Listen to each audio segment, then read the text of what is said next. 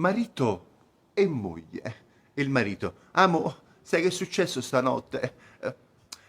Dovevo fare pipì. Sono sceso dal letto, sono andato in bagno. Non è che è successo? Io ho aperto la porta del bagno e si è accesa la luce. Ho fatto pipì, ho richiuso la porta del bagno, si è spenta la luce. Ma che è successo, amo?